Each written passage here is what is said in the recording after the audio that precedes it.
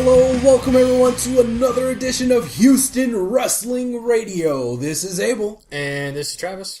And thanks for showing up here, guys. I'm glad that you were able to find us. Hopefully, you were able to either download us on iTunes, which we are on iTunes now, or if you're just on our website, maybe you were referred there by our Twitter, at HWrestlingRadio. And hey, he also did something interesting with our Facebook page this week, didn't you, Travis? Yes, now you can go to facebook.com/Houston Wrestling Radio, and there you go. It takes us right to our page. Directly on there, yeah, because beforehand it was some annoying... search. Yeah, you had to do a search for it and all this other stuff. But now, no, facebook.com/Houston Wrestling Radio, all one word. There you go. Moving on up. Thank you for figuring that out, because I couldn't figure it out when I tried to do it. So. That's why you keep me around. Yeah, that's why you're here, Professor, yes. And, of course, if anybody ever feels so inclined to send us an email, you can do so at HoustonWrestlingRadio@gmail.com. So, we have a pretty good show, again, lined up for you here today. You know, man, we've been really rolling with these interviews, man. We've been having an interview every week for the past month. It's been pretty cool, you know? Yeah. We have another interview coming up today in this episode. We got Max from Wrestling With Subtitles on. Friend of the show? Yeah, friend of the show. This is his second time on our show. We're going to be talking to him a little bit about his cause and also talking a little bit about wrestling because, hey, he's a big wrestling nerd like all the rest of us. So, and this is WrestleMania season, so everybody's got an opinion. So... that being said, let's get into our opinions of what's going on in the world of wrestling right now. Okay. Trav, what do you want to hit on first? What do you want to start with?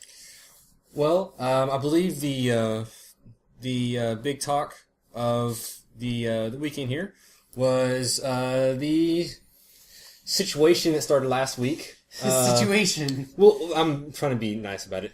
Spit it out, man. Don't be nice. Swagger Van Damned himself. He Van Damned himself.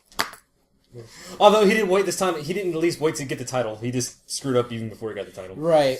Well, do we really think that he actually Van Damned himself? I mean, that's a funny way of putting it. Yeah, okay, that was clever. It was charming. But that's why I'm here. Yeah, yes. But it seems as though that's not actually the case of the way that this story is going to play out. But let's start at the beginning here. Let's back up a little bit. Last week, we did our show, Tuesday night. Right. I was editing it Wednesday morning, produced it, put it on the internet, or was getting ready to, on Wednesday afternoon. And right before I posted the show, we saw that breaking news happened that the night previous, Jack Swagger was driving home from the taping, the SmackDown taping, so that he got busted for speeding. He got pulled over for speeding, and they saw he was drunk, so he got a DUI, and they searched his car, and there was weed in his car. So that all happened. On top of that, driving erratically. Apparently, he was just going to get fines for the marijuana and the speeding. The way he was driving was so erratic. That's what he's got to go back to court for, or he's got to go back in a couple weeks or whatever to face charges for that. So, all that happened right after we had recorded and produced our show, so we didn't really get a chance to talk about it at all. And the feeling at that time was, well, he done screwed up. He's not going to be in the main event of WrestleMania. He's going to be suspended at least 30 days because that's what it is for the wellness policy violations. 30 days is your first suspension, and that means he's going to be out of Mania, and adios, no more Swagger. And this, we had just gotten done talking all freaking, like, the first 10, 15 minutes of last week's show about Swagger and his new character and where it was going, and then it's like, oh man, we just posted this show, and this fool goes and gets arrested, and, gets all this and that, and presumably we thought he was going to be done for, but... I figured, this would be the time for Ziggler to cash in or do something, or replace Swagger, but that's not the case. That's not the case. No, after watching Raw last night, he's still in the same position. Even before then, I think I texted you about that, but he wrestled at a house show over the weekend too. So even before going into Raw, we're like, huh? He's still Yeah, he's still wrestling. He's still... And then, like, all this stuff with Glenn Beck happened. Yeah. Where Glenn Beck just lambasted the WWE, and WWE fired back, and they've been going back and forth. Well, not really. Glenn Beck just kind of said, screw you guys. Yeah, well, yeah. There were some exchanges there, a little bit. You know, maybe not directly from Glenn Beck, but anyway, I mean, do you think maybe that saved Swagger's ass?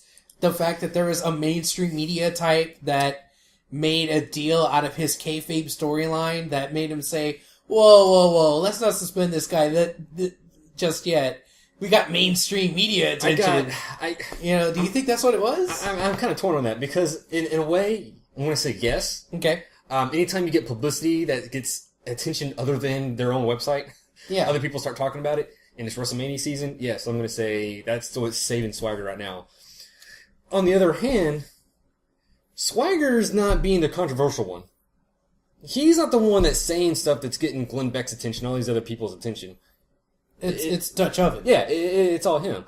I don't know know it's not why. like Dutch Oven's the one that's going to get in and jump in the ring. He's the mouthpiece for Swagger, so if he's the one that's creating the controversy, that's good for Swagger and Swagger's character, and I think that's what's saving his ass from being in suspension jail. But I think one of the commentators even said on Raw, there's some more controversial comments from Swagger and Zeb, whatever. All Swagger does is say, we the people. Right. He don't do shit. And I was thinking, why can't you just replace Swagger with somebody else? Oh, okay. All right, fine. Because Zeb's the one that's getting all the people talking. Yeah. Yeah. Who are you going to replace Swagger with? Who? No, I mean, I'm legitimately asking you right now, who? Who would be the guy that would, character-wise, fit with this mold? Someone American. Oh, great. Yeah, someone American. Yeah, that's almost half the roster. No, even better yet, a better twist on that. Cesaro. So replace Swagger with Cesaro. You know what? No, I disagree.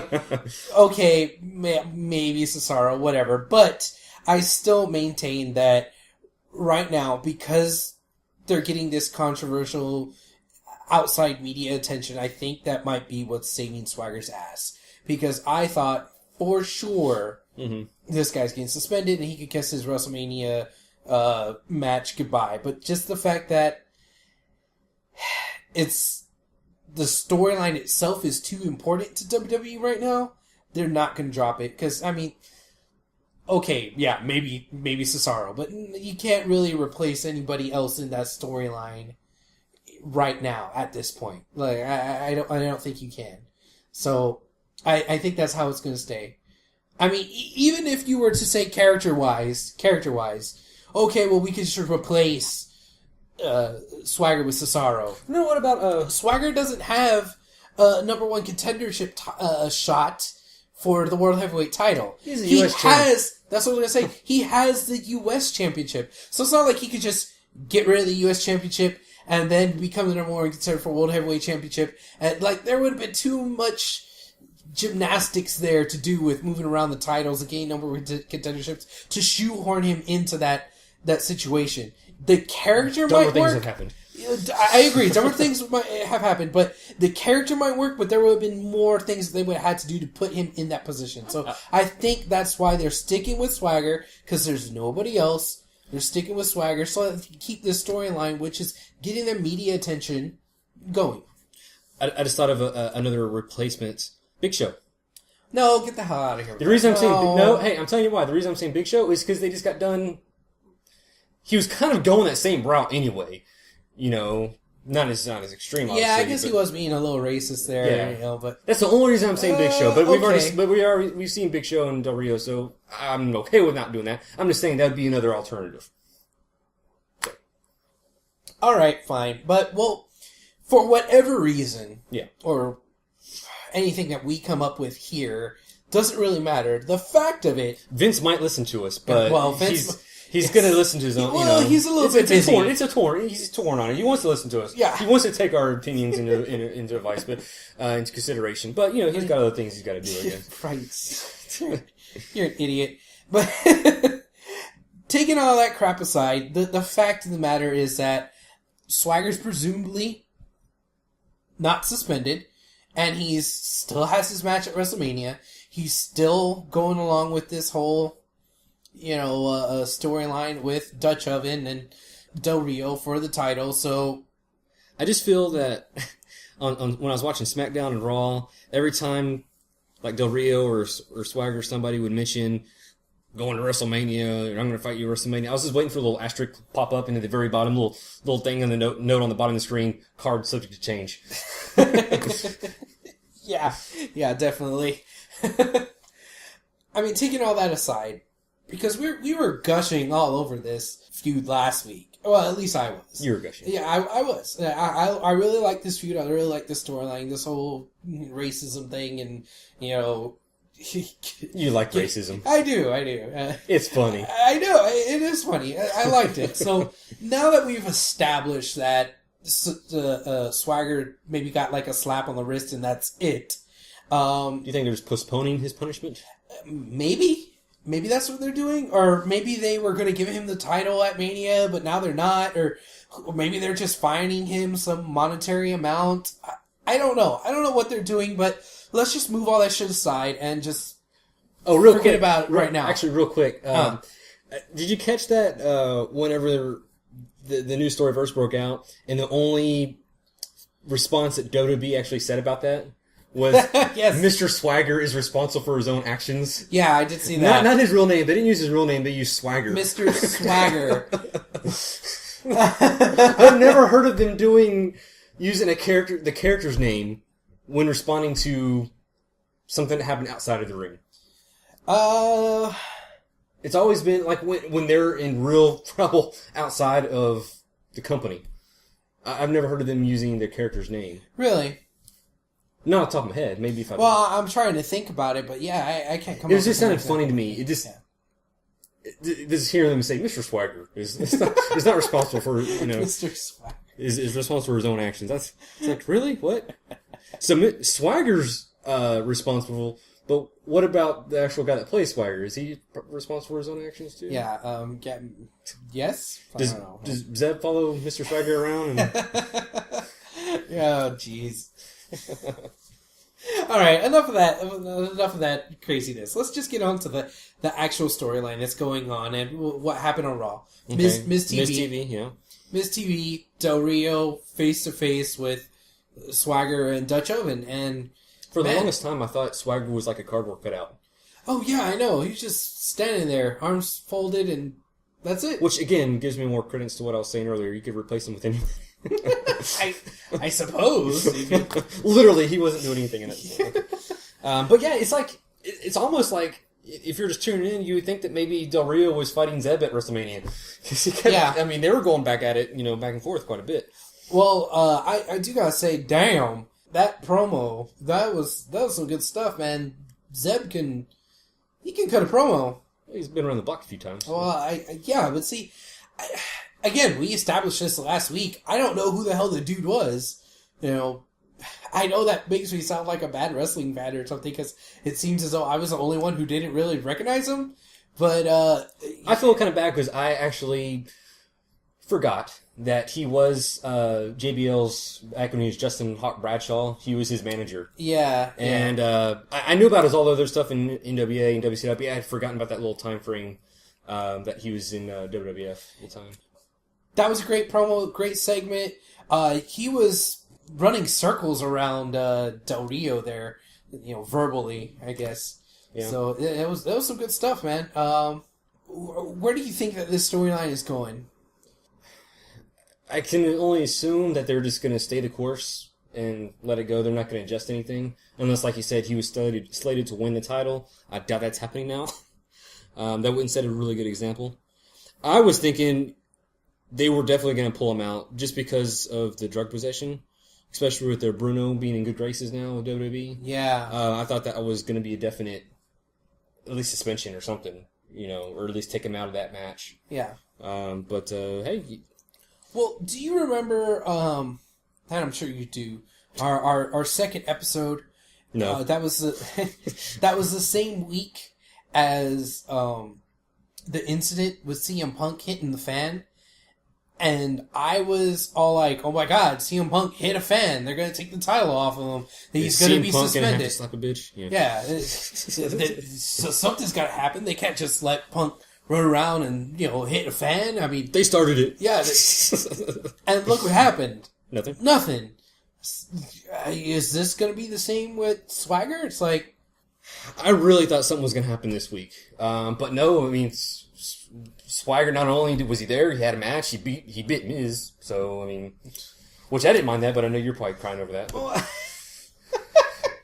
up in Miz's ass. I like the Miz, but I wouldn't say that. You think he's awesome? I wouldn't say I'm all up in his ass. I wouldn't go that far. Wouldn't you? No, if you had the chance. No. I don't know what kind of person you think I am, sir. Let's talk for another show. Oh, jeez. That's for our other podcast. Okay. Is there anything else we really want to say about that? Well, other than Swagger sucks, and we didn't want him to be the number one contender. Swagger doesn't suck, man. I've kind of liked We're all kind of hesitant. I said, yes, I like his wrestling style since he's come back, and his attitude, but if he starts talking, and I just, no. That's why he has, Dutch oven. If you can't talk anyways, you gotta have someone else talk, then just get someone else to do it for you. Exactly, that's why I have Dutch oven. So there you go. So Dutch can talk to somebody else. I'm down with it. I'm down with this storyline, but... Now here's the caveat. And this is probably just a straight edge in you me talking. You and your damn caveats. I know. Like I said, this is probably just a straight edge in Vintage me. Abel. I'm kind of hesitant now with this whole, he's got weed and I don't know. That doesn't rub me the right way. That kind of tickles me funny, There you go again. Dude's got weed. Yeah. I don't know. So basically, you want him to form a tag team with RVD? No. Oh, okay. Jeff Hardy? No. So, I don't know. Maybe that, in my mind, has brought him down a couple of pegs. On your moral meter? Yeah, I guess so. If you want to call it moral meter. Whatever. I don't know what you want to call it, but maybe I just think a little less of him. But, I mean, I know that I'm kind of in the minority in the world, but... I mean, that comes down to, a personal thing, so, right. I mean, leaving the personal stuff aside, whatever. I've been liking his character, I like where this storyline is going, and I like Swagger's performance in the ring so far. Alright.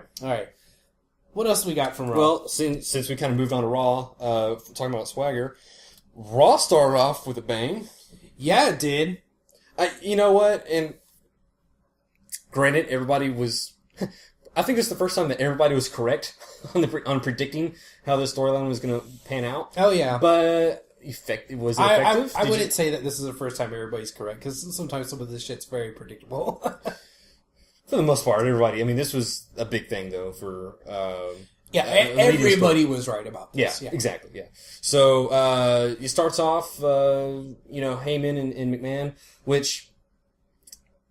Yeah, that right there tells you something's going to happen. Something's up, Yeah. Lesnar, music hits, and then he's about to do something, and then Triple H comes out. Mm-hmm. And what'd you think of that? I thought that brawl was very good. Not just because Lesnar was busted open the hard way, which, dude, that was brutal. Did he hit when he get hit when he started to get busted open? Was it from the post when he hit that? It was from the post because he went kind of head forward. Maybe something was sticking out or something. Maybe that. No, it was just all of Brock's big old dome that just hit the ring post there, and Brock being the freaking beast that he is. It was like he pissed him off. Yeah, it was like he just skinned his knee, and that's it. He had to have what was it, 12? Oh, I didn't hear about the follow-up. Yeah, they had to sew that boy up. Oh, yeah, definitely. That boy was gushing. Yeah, it was this big gash on the back of his head, and, it was brutal, but Lesnar's Lesnar, and it's like this guy has like an off switch for pain. Like, Yeah. he doesn't care, and he just keeps going. Well, it's like whenever I notice a pattern whenever Lesnar's in the ring or just on TV for WWE, you don't know what he's going to do. You don't know how it's going to go off course. Right. Clearly, busting his head open on a ring post wasn't in the script there. Even the first part, when even before that, when Triple H meets him and he kind of jumps on Lesnar and Lesnar kind of pulls him back. Yeah. I saw Triple H's head going into that ring. Yeah. You know, the apron? Yeah. I was like, oh, God. I thought that was going to be an accident in itself. But they got past that just to get his head busted open. So, Yep. but it is a good segment. A good little brawl there. It was brutal, and in the good way. Do you think the match they're going to have is going to be like a street fight or something? Or Maybe. I would kind of hope so, because if it's anything like the brawl that they had on Raw, then it would be good. And, I mean, you said this. It was predictable. We all knew that was going to happen. And sometimes with predictability sometimes takes a little certain something away in wrestling. But if you make up for it in just like how awesome the thing is, it's fine. Like, there's people bitching and moaning and crying and complaining that, oh, it's the same old thing. We're going to have Lesnar and Triple H too. Well, if they put on a match that's like the brawl that they had at the beginning of the Raw, I don't give a damn. The same way how, well, and I'm going to jump ahead of myself here a little bit. I know you were going on this because I was thinking the same thing. Okay, the same way how, yeah, we've seen Punk and Cena 17 million times, but look how good the match was on Raw. I don't give a damn. If it's that good, let it be predictable. Let it be something that we've already seen before. If it's that awesome, I don't care. Yes, you'll take away brownie points for it being predictable, but it's kind of like when you have a test in school. You have a chance of getting 100 on a test, right? And you'll get some brownie points taken away because of predictability. Oh, well, now you're down to, a 95. But if you do really good on the test, you get all the questions right, you answer the extra points question, guess what? You're at a 98 or a 99, bam. You still get an A+. That's kind of how I feel about that. Does that analogy kind of make sense? No. No, it could be. You lost me at predictability on a test. I don't know, but anyway, okay. But going to that segue to Punk and Cena. Such an asshole. Well, yeah, that's why you pay me. So I don't pay you. Okay, so the Punk Cena match. It was everybody was predicting the finale of that one, the finish with Cena going over. Are we wanting to get right into the Punk Cena match? Okay. Yeah. We started talking about it. Okay. All right. It's your show. Come on out. No, I'm just saying. Okay. There's a lot of other stuff from Raw. It's okay. Okay. So, we all kind of said, okay, Cena's gonna win and then go on to face Rock. Before the match started, I was thinking maybe it's gonna be like a double count out or double DQ or something. That's what our prediction was last week on the show. Here, last week we said that. I didn't listen. So, anyway, that was going to that. Cena won, right? Which normally that would just piss off everybody, right? But something strange happened. They put on a good match. I think a better match than they put on before in the previous matches. This was a damn good match. This match was probably just as good. I don't want to say better, but just as good as the Money in the Bank match. The only reason why I might say that might be better than the Money in the Bank match is because the Money in the Bank match had a little bit of shenanigans thrown in there with Vince coming out and trying to screw him over and Cena stopping and telling Vince no, and there was a little bit of that cutesy shenanigans bullshit in there. And this match on Raw didn't have any of that. It was just a straight up one-on-one match, back and forth, kick out, near fall, finisher, crazy moves, this and that, clean finish. Yeah. And so that's why I want to say it's better than their Money in the Bank match from last year, but I don't know if I'm ready to say that. I'm going to say it. Definitely, if it's not better than that match, it's definitely number 2 out of the series of matches these two guys have had. I'm going to say this was their best match. You're just gonna out and out say it. Yeah, why not? Yeah. Okay, fine. I just go ahead. The whole thing. It's the start of the big match feel. Doing the ring introductions when they're both in the ring. I'm always a sucker for that. Yeah. And then the psychology put on that match was near perfection. I think. Yeah. They let it build up. To all the little false finishes and whatnot. We saw moves that we normally don't see. Yeah. Should we talk about the pile driver? Yes, let's talk about the pile driver. CM Punk did a pile driver. The old school way. Yes! Just out of nowhere, just bam. Yeah, it's like, oh, I'm going to do this on a whim. Just, alright, get your ass up, boom, pile driver. Yeah. And I just wasn't expecting that. I think I actually marked out a little bit for that one. No, I don't think you were the only one. I think there was a lot of people that marked out for that. My wife didn't understand why I was freaking out, but yeah, I had to explain it to her. But yeah. There was the pile driver. There was I'll let you talk about the Hurricanrana or the Cena Cantarana. This okay, here we go. Yeah, the Cena Cantarana. Yes, Cena Cantarana, and no, that's not an Able exclusive. I saw that on the internet. Somebody, I think it was wrestling. Memes. We know you're not original. Yeah, so. I'm not original. I think it was wrestling memes that said that. But I think that's the best way of putting it. Cena Cantarana. I was just impressed with the fact that he did it. Yes, I mean, if there is anything to complain about from this match, it's that Hurricanrana. That's the only thing. And if you want to give Cena brownie points for trying it, okay, good. Because, hey, it's out of his regular repertoire. So why not give him points for trying it? It was kind of botched, but I'm willing to overlook it because everything else in the match was so good. And Cena did pull out another move that was freaking badass. He pulled out a powerbomb.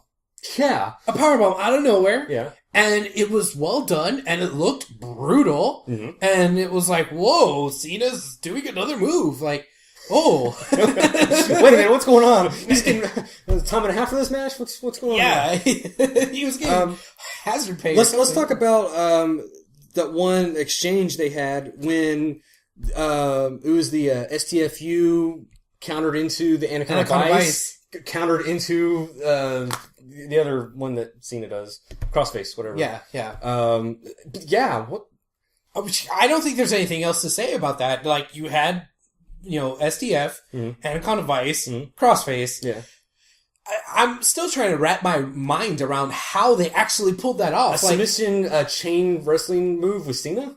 Yeah. Well, I mean, aside from the fact that it was Cena doing submission moves, just the fact that those 3 sets of moves were transitioned into each other, that's rather difficult to do. Like, it's not like countering a Hurricanrana into a powerbomb. Right. Where it's like, okay, this is obvious what you can do. It took some maneuverability. It took maneuverability. It took like, okay, well, you gotta go here, I gotta go there. And they did it to where it didn't look like they practiced it. It didn't look like it was scripted. It didn't look like they had a hard time pulling it off. They both look like, okay, you're in this move, bam, go in this move. All right, boom, the other move. Like, they were just so smooth and fluid about it that it was amazing. And not only was it amazing for any submission wrestler that was out there, like it was D-Bry and Punk, or, Benoit and Bret Hart, or the hell you say? Okay, if it was any of these other people doing it, it'd be like, oh, okay, that's cool, golf clap. But the fact that it was Cena and Punk is like, sacrilege, what? Like, how is he pulling this off? So that made it really cool. And I think that says something about both of the guys. I think, and there's a lot of people that were online that were saying that, Punk can make Cena look good. No. I don't think it was Punk making Cena look good. It takes two to dance. Yeah, especially when you're doing that kind of stuff. Yeah. I think Punk brings out the best in Cena, and Cena brings out the best in Punk. They just have this strange chemistry. I don't know why they have this chemistry, but they just do. And whenever they have matches, they bring it. Every era, there's always one feud, or there's 2 wrestlers in each era that they just click. They can have okay matches with everybody else, but you put them up with this other guy, and they just, It's gold. Yeah. Yeah. And that's what happened last night. That they had just an amazing match, and they had chemistry, and they were banging on all cylinders, and they just put on what should have been the WrestleMania 29 main event match. Yeah. If that match was the WrestleMania 29 main event, I would have been happy. But instead we're getting, twice in a lifetime instead. But, and that's the result of the match. The result of the match, since Cena won, means that we're going to have twice in a lifetime. So that kind of sucks. Okay, real quick, getting to the end of that match. Yeah. Or we'll say after the match. Cena wins. And, now we're going to have twice in a lifetime for that. Going back last week, when Cena came out after Rock revealed the new title, and Punk, knocks him out with the old belt, throws it down, says, I want a new, I want that one. Yeah. Do you think they're still, now that Punk is officially as of right now, he's out of the title picture, do you think they're going to still try to incorporate Punk somehow into this? Or do you think it's just going to be straight up one-on-one? It's going to be straight up one-on-one Cena versus Rock. I can't see any plausible storyline reason. Yeah. Any plausible storyline reason for Punk to have a claim at the WWE title. He just lost clean in a one-on-one match with no shenanigans. Yeah. To Cena, 1, 2, 3, right in the middle of the ring. There's no way around it. He's lost twice to the current champ. He's lost already to the number one contender in a number one contenders match. Yeah. There's no end around way to get him back in the title picture. We're not going to have a 3-way. He's not going to sneak in. It's one-on-one. Now, this Rock and Cena. This kind of goes into also what happened on Raw when Punk earlier in the night came out and did that little promo. Yeah. We'd be kind of on the fence for this one because the way Punk was talking, it sounds like he was calling out somebody, because he was saying he's a legend, he's an icon, nobody can beat him, he's a freaking god and all this other stuff. He called himself God. Yeah. Yeah. Punk said, I am God. Yeah. Not a wrestling god. No, I am God. Among other things. Right. But he did mention key phrases like legend and, all this other stuff about he was calling out beating everybody and all this. He was calling out the legend killer Randy Orton. Yeah. I was thinking the same thing. Randy's not doing anything for WrestleMania. Yeah, so, well. Maybe Undertaker's listening to him through at Death Valley. Is Death Valley in Waco, Texas? I'm sure it's been called worse. Given the fact that Taker did this return, whatever. That's one thing we didn't want to talk about actually earlier was the fact that Undertaker did return. Yeah, at a house show. At a house show. Yeah. Which I did kind of find it weird that. Well, first off, that he returned at a house show, which is kind of forgivable. Not really. I can see. I don't mind it. He's probably they're trying to make sure he can still go. Yeah. But the fact that they said that on Raw. Hey, he came back at a house show. Here's footage. Yeah. Really? Like, what? Usually you want to keep stuff that happens at house shows like that hush-hush. Like, you don't want to come out and say, hey, he made his return at this thing that you can't see. Yeah. And then he didn't show up at Raw. I don't know. It's... Well, to answer that question about, about them announcing it on TV, that he came back at a house show, that's a good publicity for house shows. You don't know what's going to happen at a house show. True, but I think it kind of takes away a little bit from when Undertaker will make his comeback. Maybe. It did put some expectations on this week's show. Yeah. I know I saw it on quite a few message boards that, Undertaker's going to come back tonight. Yeah, and they didn't. Yeah. But, you know what? I'm so torn about this. Yeah. Well, you know what? No, I take that back. I'm not torn. I know how I feel. The way I feel about it is this. I do not want to see him back. I do not want to see 21-0, nor do I want to see 20-1. Yeah. And I don't care if it's against Punk. Yeah. Like, there's people out there that have made the argument that's like, well, this is something for Punk to do, and if Punk wins, then it's going to be great for Punk. It's going to be a great way of putting him over, and blah, blah, blah, blah, blah. yes, you're right. It'd be something really great to give him, and it'd be bragging rights for the rest of his career. You know, I'm the guy who ended the streak. But Punk doesn't need it. Right. I don't think Punk needs it. Punk just had the longest title reign in the last 25 years. That's his legacy. Yes, he doesn't need it anymore. Like, if you start giving him, like, if you let him beat The Undertaker at WrestleMania, what else are you gonna do? You're gonna let him win the title 15 times? So, or 16 times? How much? 17 times. Is that how much Flair has? 16. 16? Yeah. You're gonna let him win the title 17 times and beat Flair's record? What else are you gonna have him do? Like, you're just gonna go all Xbox 360 WWE 13 on CM Punk and just have him win everything and break every fucking record in the book? Look, I'm a huge Punk mark. He is my favorite out of wrestlers that are currently wrestling and my second favorite all time. So don't give me this, oh, well, maybe you're just not a big Punk fan. No, I'm a huge Punk fan. You're not a big Punk fan. Shut up. I don't want to see him do this. I don't want to see it happen because I don't think he needs it. He's on the top of the world as it is right now. I mean, yeah, sure, he's lost twice to Rock, once to Cena, whatever. He could win a different match at Mania, fight somebody else at Mania, and it's fine. He doesn't need to lose to Taker. And he doesn't need to win against Taker. He doesn't need either one of those things. And Taker doesn't need either one of those things. Taker's 20-0. What difference is it going to make if he's 21-0? And did you see the footage or the pictures from the house show? Yeah. Undertaker, he's been eating good since he's been away. He's still been shaving his head. I mean, that's yeah. And he lost his hat and his coat. I mean, it's Undertaker. Well, it's a house show, man. I mean, come on, you can't have the full entrance at a house show. Why not? Why it's Undertaker? Because it's a house show. But it's Undertaker. That's his character. I mean, that is his thing. Yeah, but I mean, come on now. You're okay with him making his return at a house show. I'm okay with him not having his hat and his coat at a house show. It's a house show, man. It's not like it's a dress rehearsal. It's not opening night, you know? Right, dress rehearsal. You gotta be in character. Oh, jeez. Come on. All that being said, do you really think that that's where they're going to go? Punk versus Taker? Unfortunately, for what I saw, yes. Okay. But I'm with you. I don't want it to be. I don't want to see him fight him.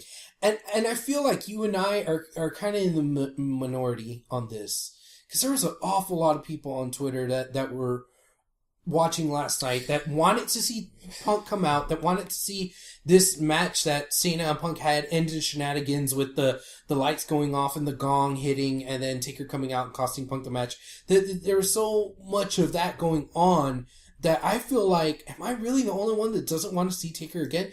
And it's not because I don't like Taker. I do. He's one of my childhood favorites. I've watched him growing up.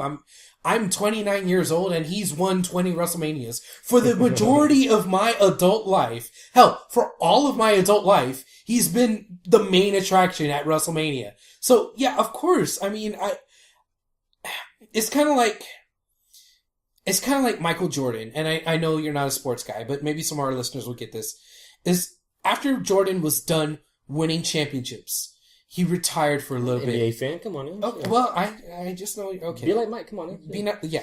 After he was done winning championships, after he retired for a little bit, he came back, and he played for the Wizards, and he sucked so bad that kind of left a bad taste in some people's mouths, and some people even said that it tarnished his legacy, and I'm not saying that I don't want Taker to come back because I don't want to see him, or that I don't want him to do good, or that I don't like him. It's that I don't want him to be like Mike in this sense, where he's kind of maybe not going to put on as good of a show as he could have 4, 5, 6, 7 years ago. Not only that, I think last year's WrestleMania was a perfect send-off. Yeah, end of an era, 20-0. Yeah. That's a perfect. Leave it at that. You know, I don't know why.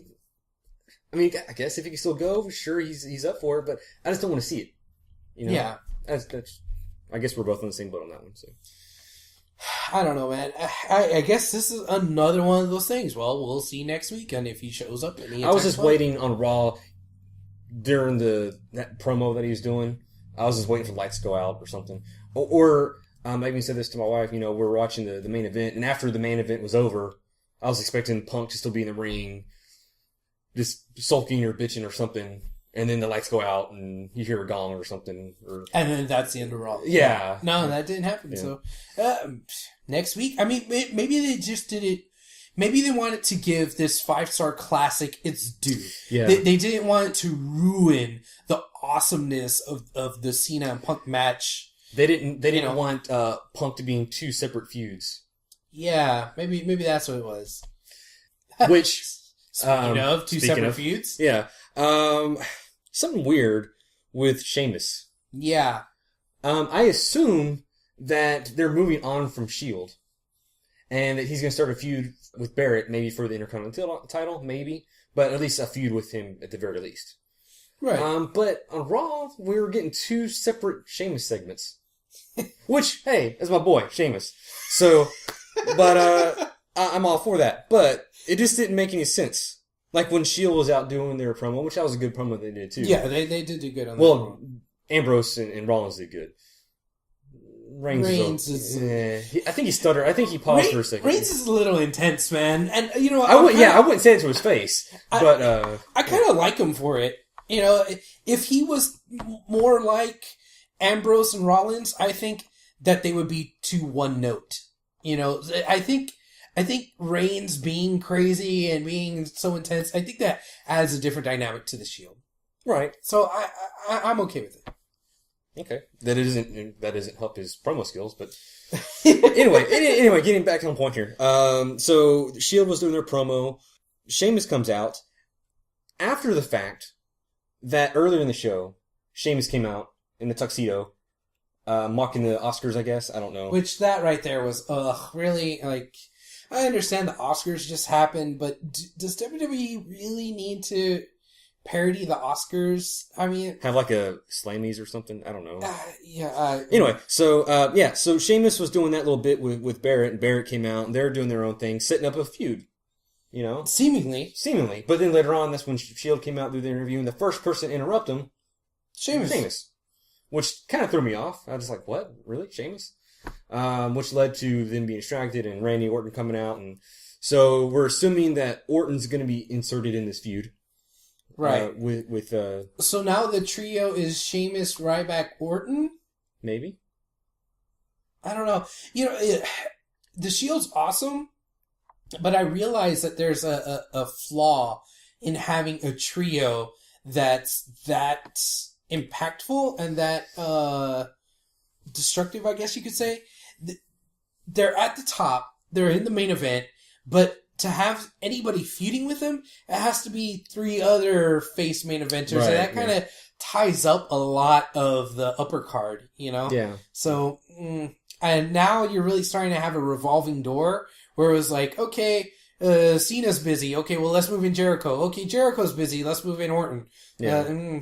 But see, with the Orton, that makes sense because they did attack him when they first came out. So that's... Right. So it should have been Orton from the get-go, but no, they had to have Sheamus or Cena and Jericho. Yeah. So it could have been Orton this whole time.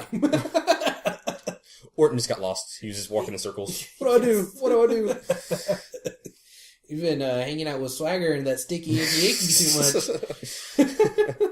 Maybe on a ball of yarn or something. Yeah. Give him a ball of yarn. He's the viper, not the kitten. Keep him occupied. Okay, so do you think they're going to just keep having S.H.I.E.L.D. fight with, have 3 top guys going into Mania? Man, have I don't 6-man know. tag? I really don't know where all this is going, because 3 weeks ago it was like, oh man, Punk and Lesnar and S.H.I.E.L.D. and Heyman, they're all going to be in this badass stable and they're going to do all this stuff, and they were all in cahoots together. And now it seems like they all have like different separate things that have nothing to do with each other. Heyman's not doing anything with Punk.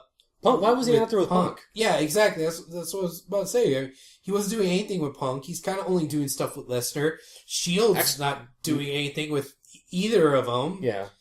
I think it's safe to say, as of right now, they just dropped that whole thing. And that sucks, because that storyline could have been so awesome, but it just...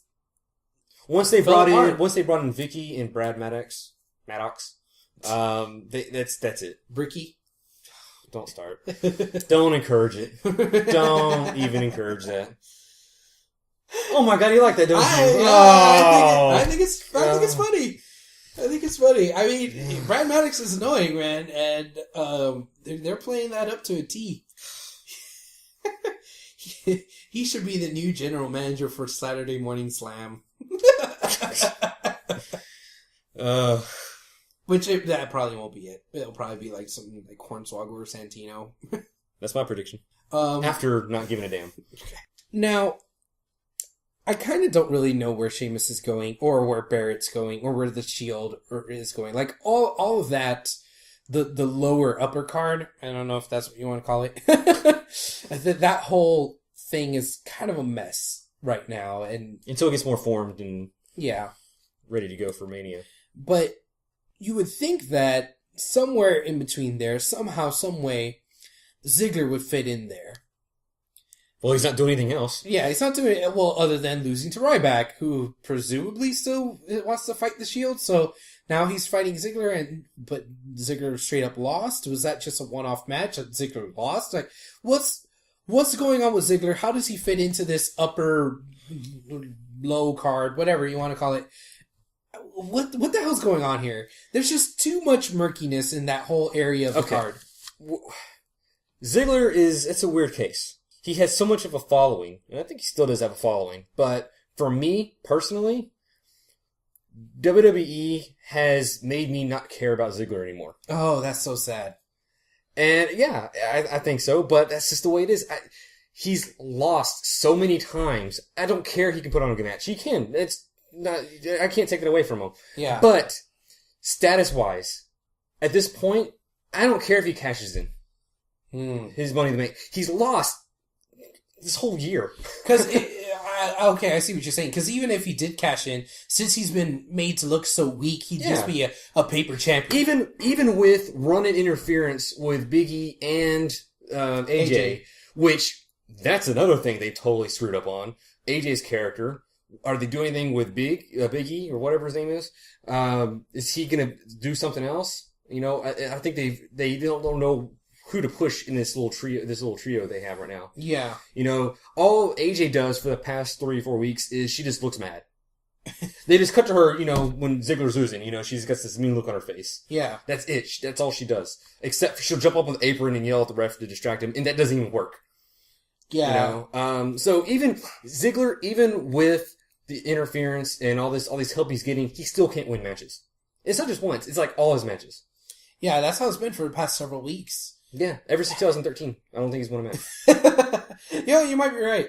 But, dude, that sucks so much because he had so much momentum. He did, yeah. And they're just having him lose. But the same thing could be said for Kofi Kingston. You know, he had a lot of momentum. Cody Rhodes, you know, maybe even Damien Sandow to a point. Yeah. You know, but what are they doing with everything? Everything is like floundering right now. And this isn't the time to be floundering. This is the time to be getting shit organized here. Yeah. And there's a lot of stuff that's unorganized, a lot of question marks, a lot of murkiness. This was 6 weeks. This episode was, they said they have 6 weeks until Mania. So after now, we're down to 5 weeks now. Yeah. You know, so, and granted, something could be happening on SmackDown right now, for all I know. Right. I just won't know until Friday. When we can all live tweet. Right, because it's going to be social media SmackDown, SMS, right? Yeah. I don't give a damn. Like, I'll be fast forwarding through it anyway. I'm going to be tweeting like I normally would anyway. Every SmackDown or Raw is a social media SmackDown for me. But you do it like an hour later, so. Well, on SmackDown, yes, but Raw, I try to get it on time. But I don't know why this is going to be any different or any special, especially if it's going to be a taped show. Like, how are you going to have a taped show be like a social media? Whatever. It's not like it's weird because it's like WWE just found out about how to download apps like 2 weeks ago, and now all of a sudden they want to do live tweeting on their shows. Yeah. Okay. Yeah. Hopefully we could get some more of this straightened out and iron out all the wrinkles, because right now there's an awful lot of wrinkles. Like, the only thing that's established, the Swagger and Del Rio match. But I'm still putting asterisk on that. Yeah, even that you had to put an asterisk on. Even that, it's like, well, I'm not too sure because of all this backstage stuff with Swagger. But he made him look strong on Monday. Had he not, gotten pulled over and had this DUI stuff, then that question mark will be out the window. Right. And it's like, okay, well, at least this is established. Right. At least we know this 6 weeks in advance before Mania. Right. And just right now, the only other thing that's established is Cena and Rock. Right. And, there's still some people that want to throw out conspiracy theories, whatever. But those are the only 2 matches right now that are solid. Booked, yeah. And nothing else. I mean, what are they going to do with the U.S. title? What are they doing? Cesaro, that's another thing. He doesn't have a feud right now. He doesn't. No, it seems as though he doesn't have. He had one with Miz for a while. Yeah, and he kept beating Miz. Yeah, which is good, but I mean, is that going to continue? Didn't go anywhere. Yeah, it didn't go anywhere aside from the fact that he beat the Miz. The Miz has nothing to do, which I know you don't like the Miz. Whatever, I like the Miz. Keep him on commentary. Get him out of the ring. But I mean, there's a lot of people that don't have anything to do and seemingly are kind of just stuck in limbo. I mean, we could talk a little bit about D-Bryan Kane, but we'll save that for when we talk to Max, because I know Max is a big Kane mark, so we'll let him talk about that a little bit. But there's just a lot of stuff that it's like, you wouldn't think at this point right now, like, if they were prudent, there'd be more organization. But if they're maybe procrastinating a little, okay, maybe 5 weeks out, you could somewhat forgive them. But if we go into like week 3 of the countdown, which that has happened before. Yeah, it has happened before. The last couple of years, they've been waiting since like the last minute to hot shot an angle, which is stupid for WrestleMania. Right. I think every match should be almost main event level of preparedness or built up. If we don't have the card, my point is, if we don't have the card 75% solidified by the end of next week, we got a problem. Oh, next week? It's not going to happen next week. But that's exactly what I'm saying. If we don't have the majority of the cards solidified by next week, we're going to have a problem. And the rate that they're going right now, it looks like they're not going to have that. Okay. We'll see. We'll see by the end of next week. So in 2 podcasts from now, 2 podcasts from now, we're going to come back and revisit this little situation. Exactly. All right. Any other WWE talk?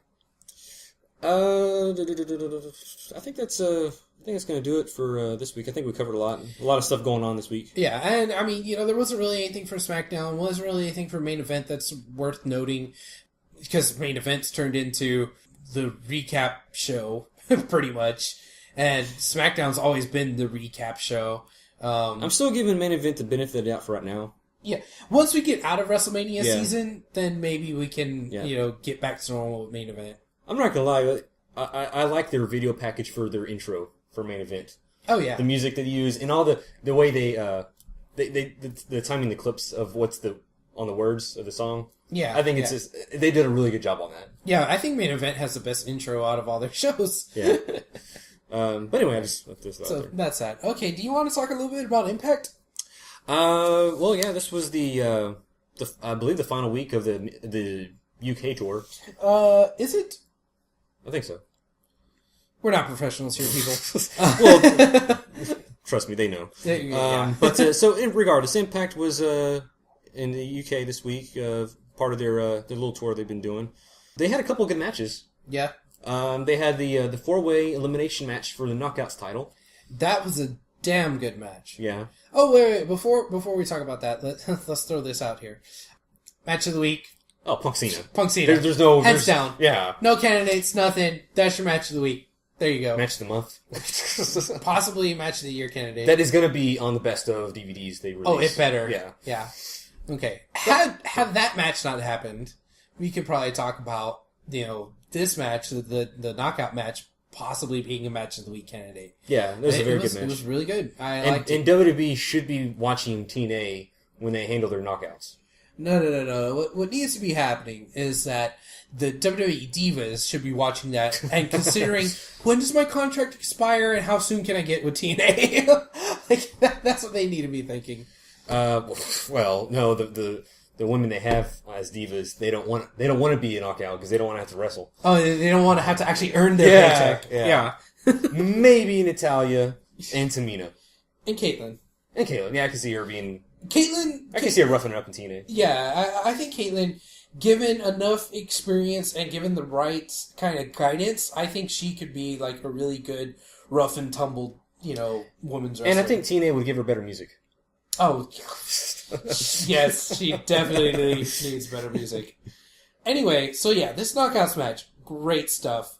We had a freaking Tower of Doom from the girls. Yeah, has that happened? Did they do that before? I'm sure in TNA it's happened before, yeah. I mean, there's been a lot of really great Knockouts matches. But we had some good talent there. We had Tara, we had Velvet Sky, we had Gail Kim and Tessmacher. Yeah.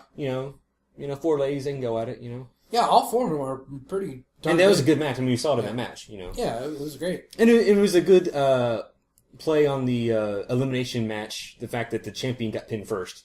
So right there, you're saying, okay, there's going to be a new champion. Yeah, we're guaranteed that there's going to be a new champion. Yeah. What do you think about this finisher that Sky is using, Velvet Sky is using? The in your face? The in your face. The fact that the announcers try to say it like that. Oh, she just hit her with the in your face. The move itself or the name? What are you talking about? Both. It's like she sets up for like a pedigree, and this is a X Factor. Yeah, a pedigree X Factor kind of hybrid. Yeah. I'm digging it. It's different. Yeah, it's different. I'm digging it. Yeah. It's not a roll-up. That was another thing about this match. There was like 3 roll-ups in a row at the very beginning of the match, and like nobody got pinned. I was like, in WWE, that would have knocked it down to a 1-on-1 match. Yeah, like there would have been like 4 competitors, and there would have been like 5 pinfalls if that would happen. Right. The roll-up in WWE is just so devastating, but in TNA, a roll-up's just fuck it, it's just roll-up. What are you... Right. But I just thought that was funny. It's like, roll-up, 2 count, 2 count, 2 count. What? Wait, go back. You sure nobody got pinned right there? Yeah. Like, Taryn Terrell, you need to figure out your 3 count there a little bit. Hey, does anybody else think that she looks like Penny from Big Bang Theory? I could kind of see it. I kept thinking that when I was watching that title match. Anyway. So, new champ, Velvet Sky, new champ, hooray! What do you think about Velvet Sky coming back and being the... I think it's funny, when she came back all new kind of look. She had different hairstyle. She's wearing full like bodysuits for... wanted to be taken more seriously as a wrestler. Yeah. And then like 2 weeks later, she's back to her little mini outfits in the same old hairstyle she had. And yeah. I don't mind. I welcome it wholeheartedly. Yeah. But I just think it's funny. You're right. I mean, she did come back with a new look, and she just dropped that look, like, with the quickness.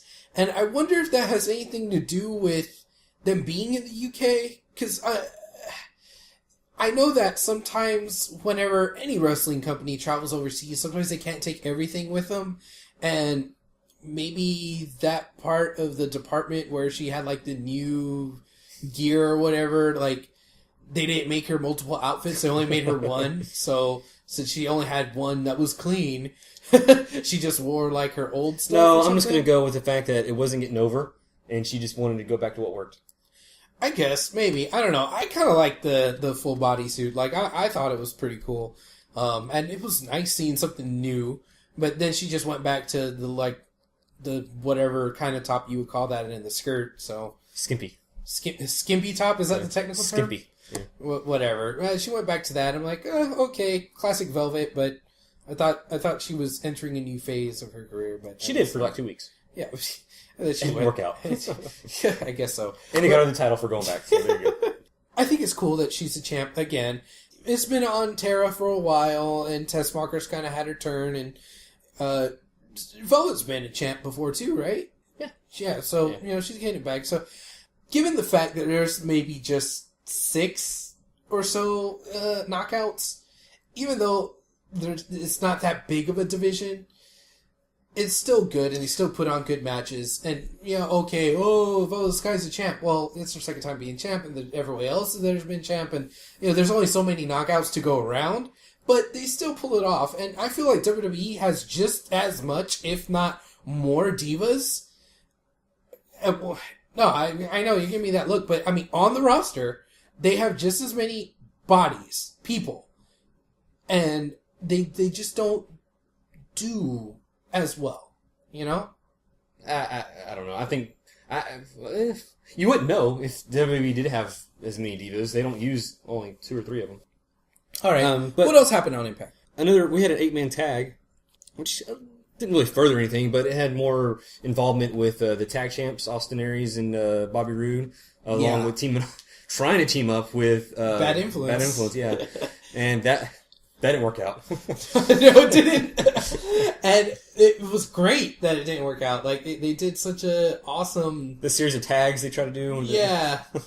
Like, all 4 of them just got tagged in.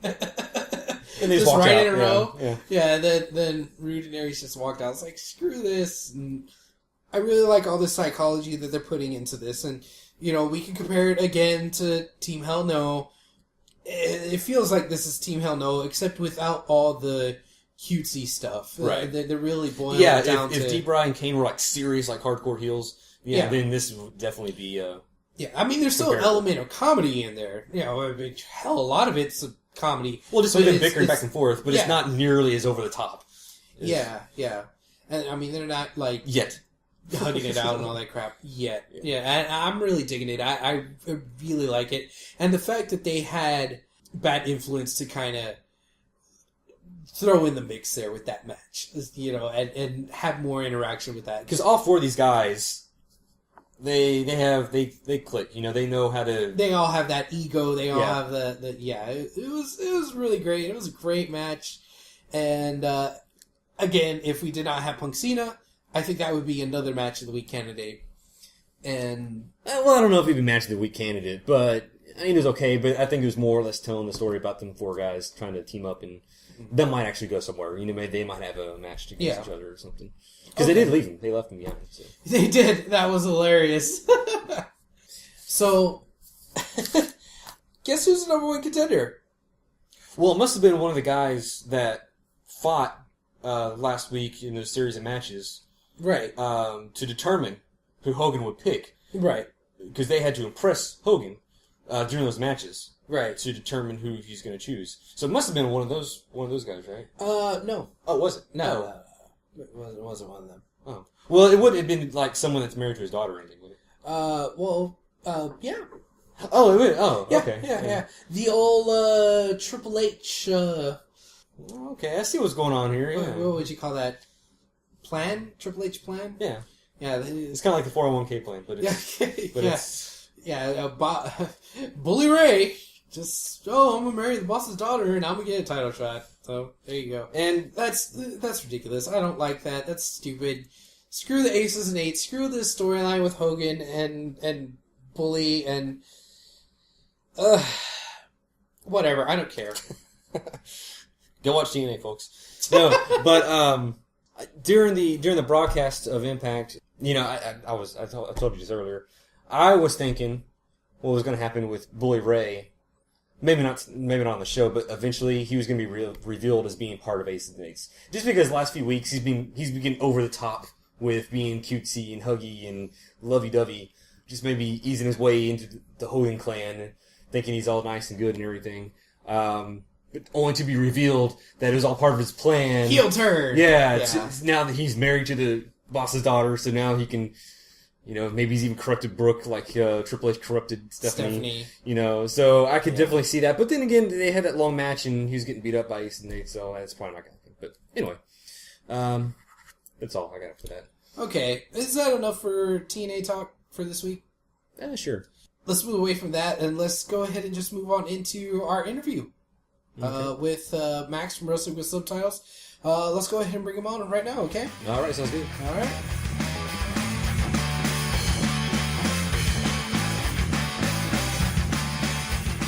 All right, everyone, we have a very special guest here on the line with us today. It's the second time that we've had him on. Max from Wrestling With Subtitles. This guy has a really great story, very inspirational, and he inspires me. So there's a lot of good stuff that I want to get to talk to him about. Last time we talked a little bit about introducing, the cause of Wrestling With Subtitles, and he's done a little bit more, since then. He's closed off that petition that we've been, talking a lot about, and, we're kind of moving into a new phase here. So, everybody, let's welcome Max. Hey, Max. Hey, how's it Hello. going? How are you guys doing? Doing good, man. How have you been, man? Perfect. Just working away. I kind of took February off, after the petition closed on January 31st, and, haven't really done a whole bunch, but I figured that I'd, kind of come back and tell everybody how it's going and everyone who listens. So here I am. Awesome. Well, thanks for being on the show, man. I'm really excited to talk to you about some of the things that have happened. I mean, it's so modest saying that you took some time off and then nothing's really actually gone down. But there is like something really big that happened. You heard back from TNA. How did that go? What's the deal with that? I went ahead and emailed, Dixie Carter. Well, on Twitter, I shot Dixie Carter a message. I can't message her since she's not following me, the wench. But, actually she's fantastic. But she messaged back saying that I could email, Mrs. Maggie Martin. So I went ahead and did that. That's, TNA's media mogul kind of person. So we went back and forth probably about 3 or 4 times across probably about 3 days or so. And, at the very end, it was released to me that as of 3 weeks ago, TNA is going to be including subtitles on their DVDs, Blu-rays. I don't know if they do Blu-rays, but anyway, so their DVDs and, their, media releases. And when I asked if they did this because of Wrestling With Subtitles, all I got was a winky face. So I'm going to take that as a yes. That was their answer? That was their a winky face. Hey, I mean, that's better than nothing. I mean, but, awesome. That sounds really cool. I'm so glad that actually, went down and, you set out to do something that was for a good cause and it was something that you really believed in and you actually, I mean, I'm gonna sound sappy here right now, but you actually changed the world. I think that was really, really cool that it happened like that and that you did get a response from TNA. I just think that's awesome. Now, what about everybody else? What else is going on with the world of wrestling? Have they talked to you, responded to you? Well, like I said a little bit earlier, I did take February off. I haven't been networking nearly as much. I've got, a couple of people on board, maybe, through some emails and everything. I got a plug on National Wrestling Observer from Brian Alvarez. So that was pretty cool. Way back in the end of January, beginning of February.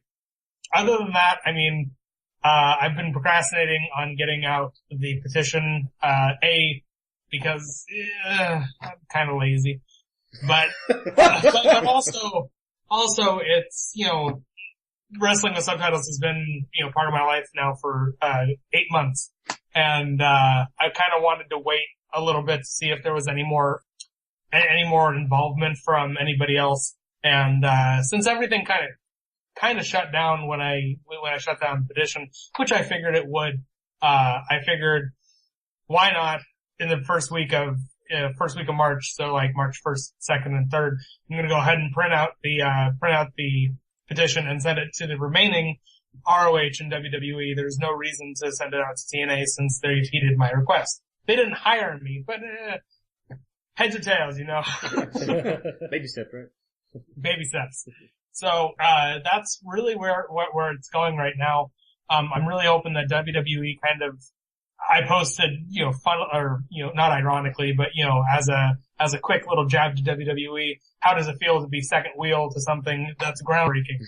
And, I got a lot of replies on it, so I'm hoping that WWE will realize that, hey, this guy is, out here and, he's been doing some great stuff and I wish, I hope that they hire me. Or ROH, whichever. That's a good way of getting, WWE to sign up, tell them that they're number 2 on something.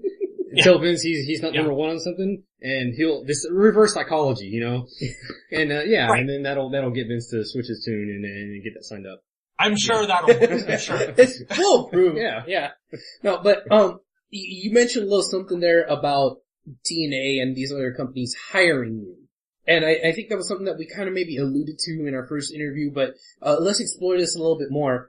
Not only were you trying to bring awareness to, this problem, but you yourself are also capable of correcting this problem, that you can do this yourself.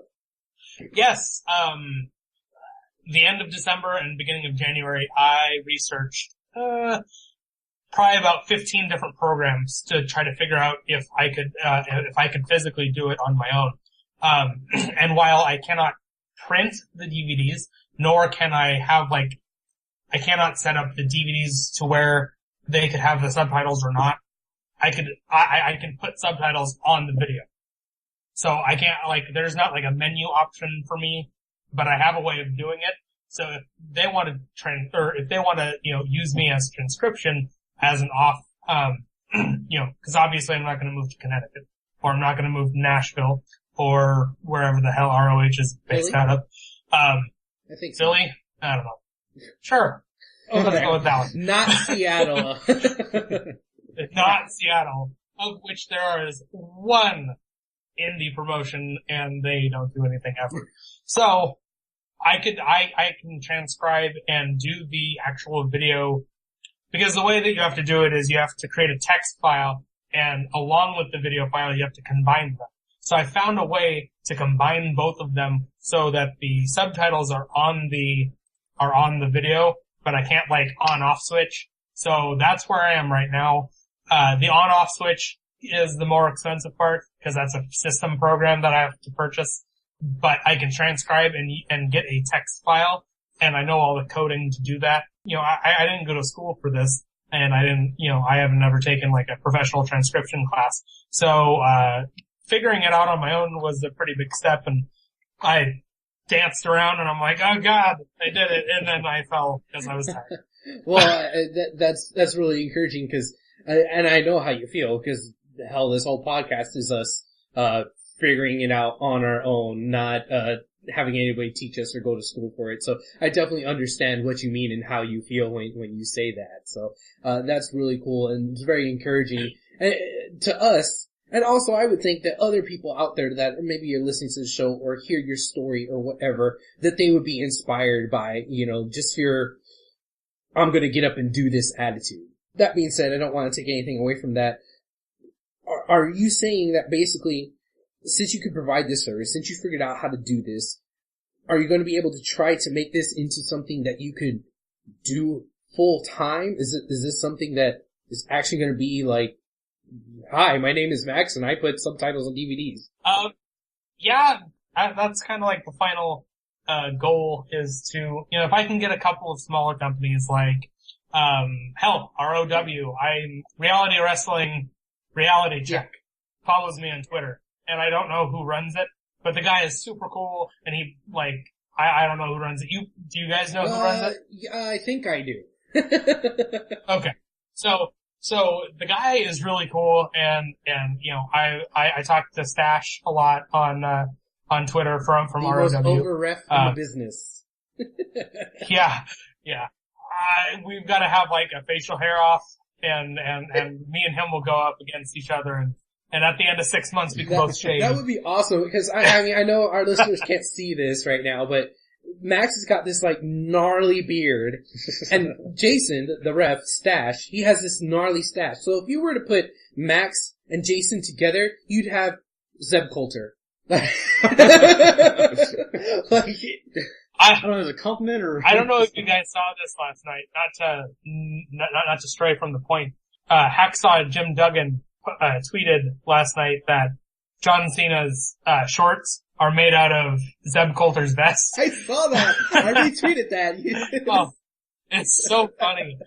Yeah, but that is the final goal, to become, hi, my name is Max Zaleski. I can do A, B, and C for you. All you need to do is give me the green, and we can go. I've talked to a couple of people, Mike Quackenbush from Dragon Gate. Shikara. My bad, Shikara. Don't hate on me. And he's not willing to pay yet until he sees what I can do, I believe. So, and then DJ Hyde from CZW. I've talked to him a couple times about, doing their DVDs, which would be fantastic, because I love watching people fall 30 feet through, fluorescent light tubes and all that crap. So that's a whole bunch of fun. I'd like to do the subtitling for the blood So, Gurgle. right. Gruesome noises. Like, that's all it'll say. Agony Yeah. screams and yells. So, yes, in the first week of March, I'm gonna start getting the process of becoming an actual business, going out and getting my business license. It's only like $25 here in Washington. And then my startup fee, I can use that as tax reduction and everything. So it kind of works in my favor because I'm already working full time anyway. So it doesn't really matter if I take a little bit of extra time during the week, you know, when my girlfriend's at work, or even if she's here, you know, if this is something that I want to do, I'm going to do it, period. So that's the final goal, I hope. Okay. Cool, man. And, you know, we're behind you, and I hope that you're able to, you know, reach that goal, and I think it would just be freaking awesome if you do. Kind of switching gears a little bit here. I saw something up on your, I think it was your Facebook. It said something about the WWE, films is going to be putting subtitles on their DVDs. But of course, still, the wrestling, they're not going to have subtitles on there. What's the deal with that? Back when WWE released, I don't remember their first WWE Studios film, that was kind of like the starting point of them knowing how to put subtitles on their DVDs. But it's a studio film. That means that it abides by a different set of rules. Okay. As governed by the MPAA and everything. For Americans with the Disability Act, if it's a movie that released in theaters, you have to have subtitles on the DVD. So WWE Studios can put them on the DVD, but it's not the same studio that does their wrestling DVDs, which is completely effing stupid. Yeah, I agree. I mean, why are they not doing this when they obviously can? Yeah, they already have the capability. Why not do it? I guess it's just comes down to the green, right? Right. I don't know, because I'm sure that they've lost more money doing like The Chaperone and everything, because those movies flopped. Which I don't think that The Chaperone was a bad movie. It's just not. It didn't make the money that they were hoping. Or You can say it was a bad movie. Or You can say it was a bad movie. It's okay. Knucklehead was pretty bad. Chaperone was pretty bad. I like See No Evil a lot. Well, like, yeah, a lot. You're a king, Mark. Yeah, you established that. So it was, right, but then again, you wouldn't also get that movie now because it's him about killing people. Right. Which is fantastic. But yeah, that's not PG. That was not PG. No, that was kind of a disturbing movie, especially when he was touching himself there. Yeah, I was like, oh, okay. Yeah. Of all the things, that's what you remember. It's stuck in my mind. I mean, it's Big Kane and Little Kane. Not all the kills. No, nothing like that. No. When he's touched himself. Yeah. So what does it say about you? So, little baby Kane's penis is stuck in your head, huh? That's pretty bad. It is. Oh man. Okay. You mean to the word yanking? Ew! Oh boy. Oh man. Okay. I guess this is devolving fast. It's a perfect segue to talk yes, about Raw. There you go. Speaking of Kane. Yes. Of which I didn't care for their match at all. I'm beginning to lose faith in Team Hell No. Not losing faith. I believe that they're played out, and I think they need to be. Yeah. They're come a long way, and if the primetime players, because apparently Darren Young is not injured, you know, they... I said apparently. Pardon? Yeah, I thought he was injured. Yeah, me too. But, so, if they're not injured, and they have a pretty solid team with, like, the family, which is an NXT, which I know that they're probably keeping them for the NXT tag titles, but they could easily do a primetime players versus Hell No feud, or something that leads up to WrestleMania, but I really think that maybe they're gonna decide to not strip, but like forfeit the titles because they can't work together anymore, and then they're gonna fight at WrestleMania. That's like the ultimate like goal that I think that they're gonna go for, where it's Kane versus D-Bry at WrestleMania, but they're done to me, I think. Well, I agree with you that they're probably working towards Kane versus D-Bry at WrestleMania, but here's an interesting thought that's been kicked around, is that they stay tag team champs, and at WrestleMania, when they face each other, they're fighting for the other half of the tag team titles. Oh, so they could actually say, I am the... Yeah. That's clever. So it won't happen. But that doesn't mean that Daniel Bryan goes anywhere, and he needs to be elevated after WrestleMania. Unless he loses. But I don't see him losing, because I think Kane, 2013/2014 will be his last year. I truly feel. He's 45. I can see him visibly getting slower. I mean, he's kept the same pace for close to 20 years. So, not knocking the guy. But he's slowing down, and Daniel Bryan can go. So, I figure that if, it's a good idea that they have like the I am the tag team champions match kind of thing.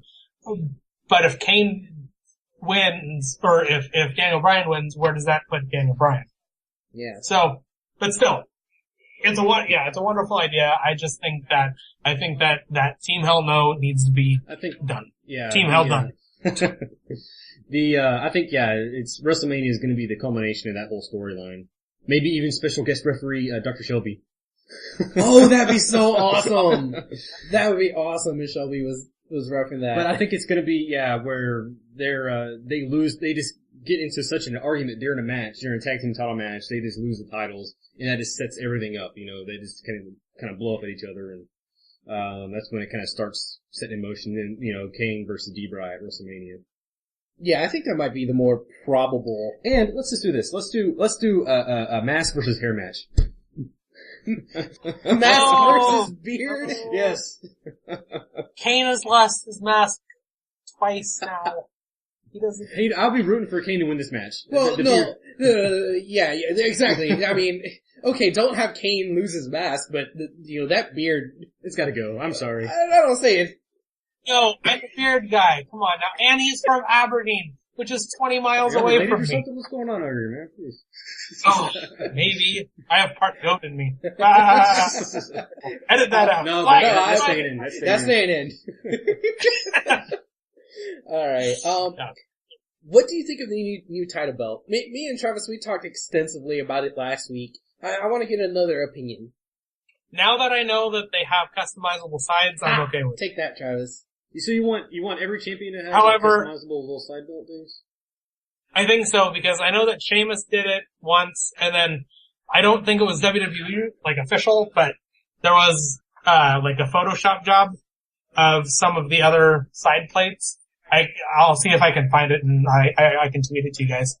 But it had 5 or 6, it had the Cena chain gang, it had Punk's fist, it had Kane's mask or fire or something, Undertaker's symbol, stuff like that. And I think that's a great idea.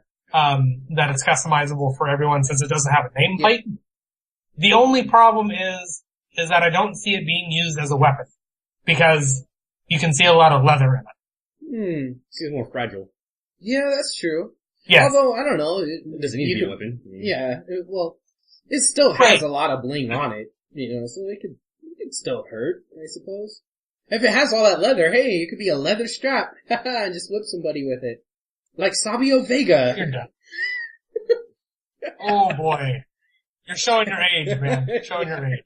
And it's not me? No, normally it's me that does that. Yeah, normally it is you. Because I'm the one bitching about, nameplates. I don't care. I don't want a nameplate title. I don't want customizable side belts or side name things, design logos on the side.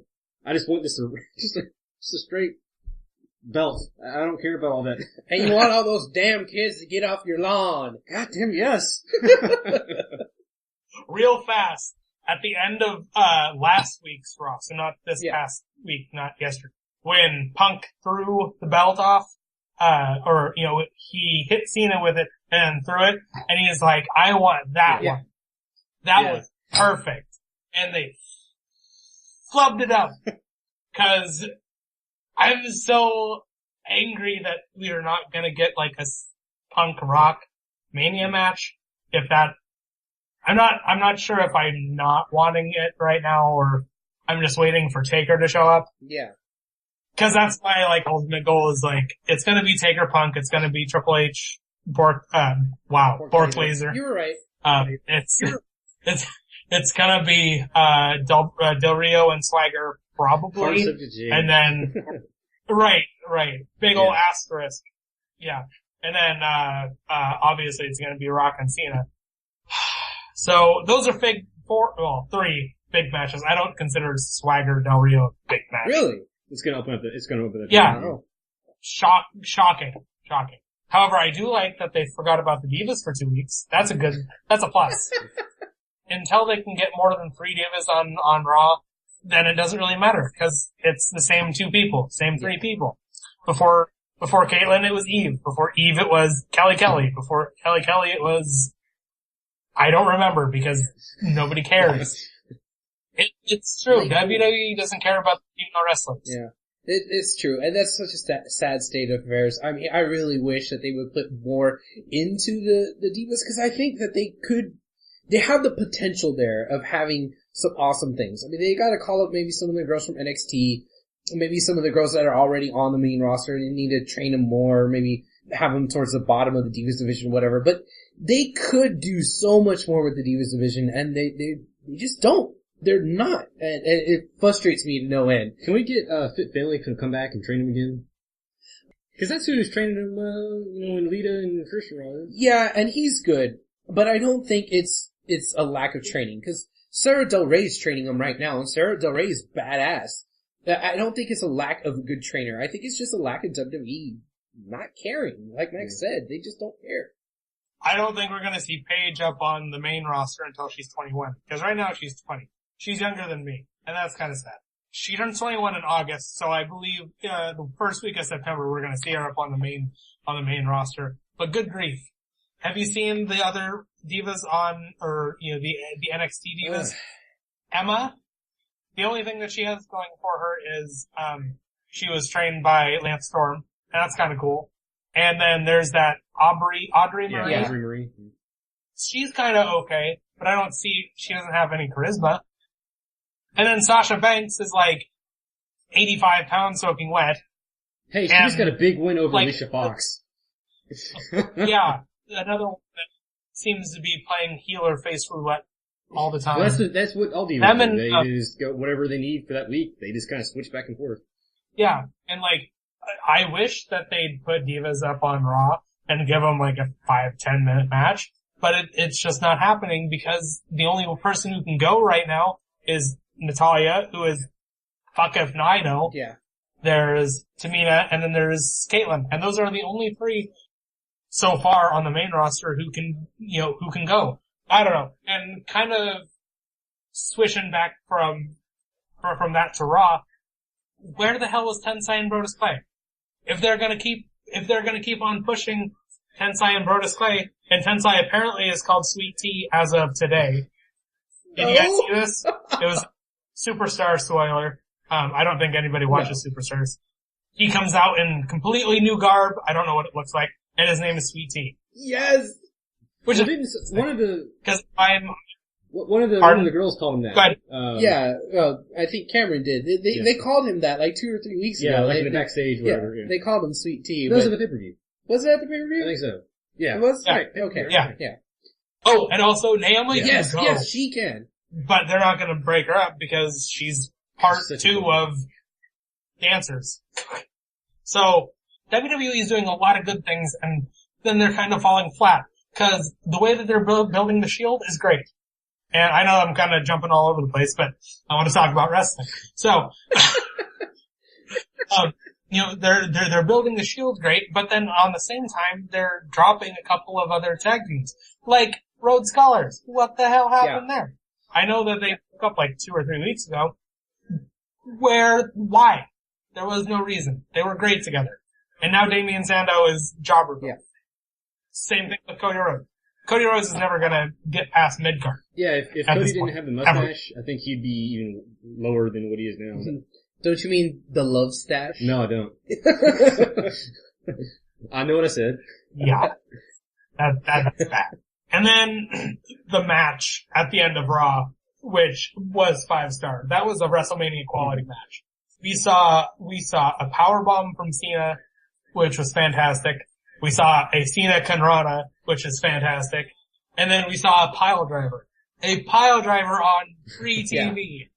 Yeah, that match was the epitome of why I'm a fan. Because it was great. I don't care that Cena won. It sets up Cena Rock too, which is fine-ish. The way that they're going with it. They're not going to bring up that it was once in a lifetime. They're going to go with perseverance versus redemption or something. That's their tagline. I don't remember what the tagline is, but it's if anybody can pull Rock to a decent match, it's going to be Cena or Punk. So it's gonna be a solid match, but I don't think that's gonna steal the show at Mania. I really think that Taker and Punk is gonna steal the show, which is gonna go against everything that, Vince wants. Okay, well, we're gonna have to wait and see, and I hope that Mania is as good as some of us are hoping that it will be. But I can see that there's maybe some parts where it won't reach that level where we're thinking it might be. But then again, on the flip side of that coin, some of it could be because, we're thinking, oh, it's already too predictable and, all this stuff. So there's a lot of debate that's going to be had between now and, Mania. And hey, that's why we're here and that's why we have a show. So we're going to be talking about that a lot, in the next coming weeks. And, we're going to have all kinds of different opinions going back and forth. And you know what, Max, thanks for sharing your opinion on that. Definitely like to hear, what other people think and what other people have to say. I'm going to disagree with some of you on some of those things, but I'm going to agree with you on others. And same thing with Trav. I agree with him and disagree with him all the time. So I try to disagree with you as much as possible. it pains me. Physically pains me to agree with you sometimes. Well, alright, Max. But hey, thanks so much for coming on. Hopefully we get to hear from you again pretty soon here. Good luck with starting up the business side of Wrestling with Subtitles. And, just make sure you let us know what happens whenever you do send off the, what you calls it, the petition. There you go. Thank you. Is there anything else that you'd like to add? Any other announcements or anything before we let you go? A couple of plugs real fast I'd like to get out of there. WrestleEnigma.com. They helped me early on. So WrestleEnigma.com, you can follow them at WrestleEnigma. Kayfabe Kickout is fantastic as well. Richard Bordeaux is fantastic. He writes a lot of now, stuff. Both of those guys, they helped us out too here at Houston Wrestling Radio. Whenever we did our interview with Charmel, they covered our story. So yeah, both us and Max, we both can agree that those two guys and those two sites are quality sites. Yeah, once again, go join the wrestling phenomenon, thewrestlinggame.com. It is fun, fantastic. Come say hey to me on server 3. I'm always on there. And then, I guess I can give you guys the world exclusive. Dun dun dun.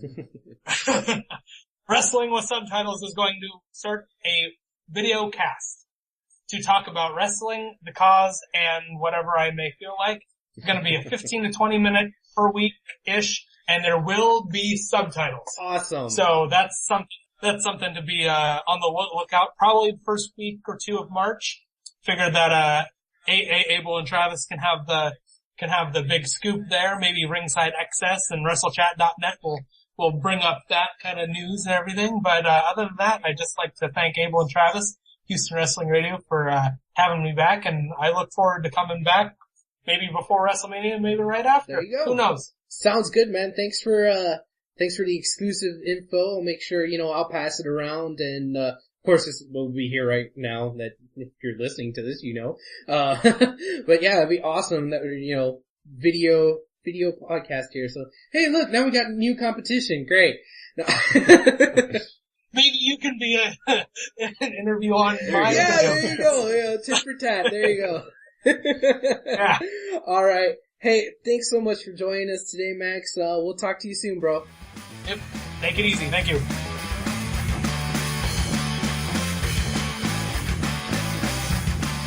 All right, man. It was great to have Max on the show again. We'll try to chat with him soon. So stoked about his cause and all the good stuff that's going on. So that's awesome that you're on the show, man. Let's kind of move on to some other things that are going on around town, man. Trav, do you have a list of... Man, I got a checklist of stuff that's coming up here. I got a whole page of stuff here. Oh boy. Starting this Saturday. Okay. Doomsday. That's Doomsday true. Wrestling this Saturday, 8 p.m. at Numbers Nightclub. All right, yeah, that's going to be a big one. I'm really excited for that too. I mean, we had them on last week, and that was a freaking awesome episode. We got a lot of hits, so that really helped us out, and I hope it really helped them out, and we'll have a good turnout there at the show.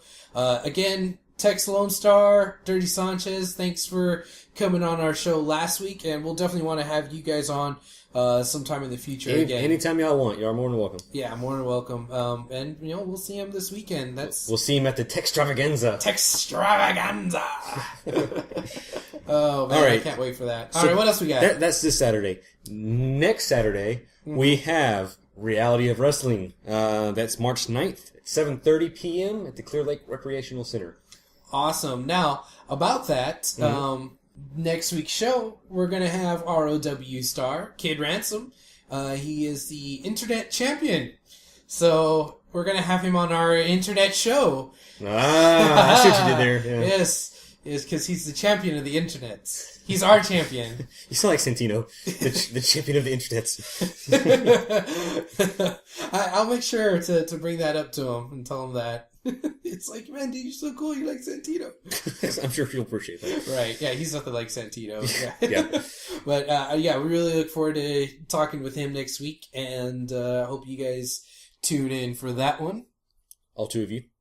Get out of here with that. Okay, so that's the following weekend. After that, next weekend... Wait. There's something else the next weekend? The next weekend right after that, Holy we crap. have NWA Houston.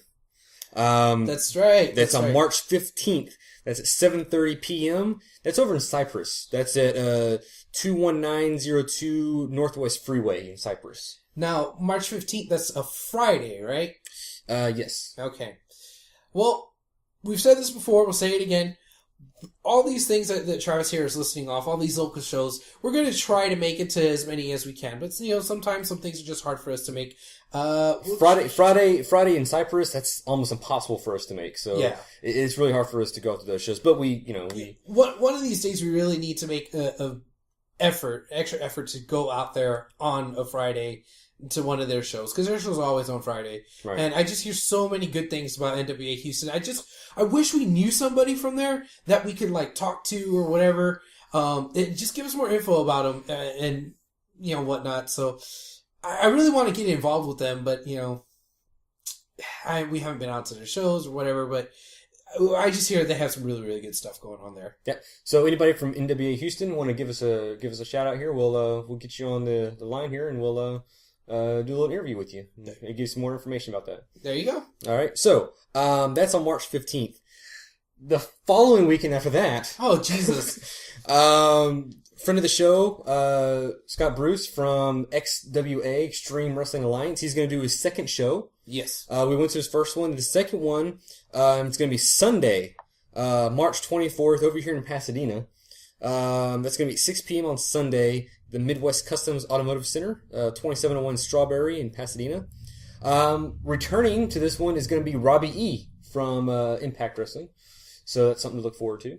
Yeah, I saw that up on his Facebook page today that he said that Robbie E was coming back. So that's really cool that we're going to get to see him again. He even said that on our interview that we had with him a couple of weeks ago when I asked him just straight up, "Hey, is this going to be like a one-time thing with bringing guests in?" And he said, "No, with Robbie E, we hope to have him recurring." So there it was, confirmed earlier today on his page that Robbie E will be at this show, and this show is going to be just right down the street You can from walk us. there. Yeah, well, yeah, I could. I could walk. I know it's exercise, but Yeah, I know. Yeah. But no, that's really down here in the Pasadena area. Which in Pasadena, we haven't had a wrestling show here since the old school PWA days. So that's really cool, and the fact that it's right down the street from my place, that's awesome. So yeah, definitely want to. I think he did that just for you.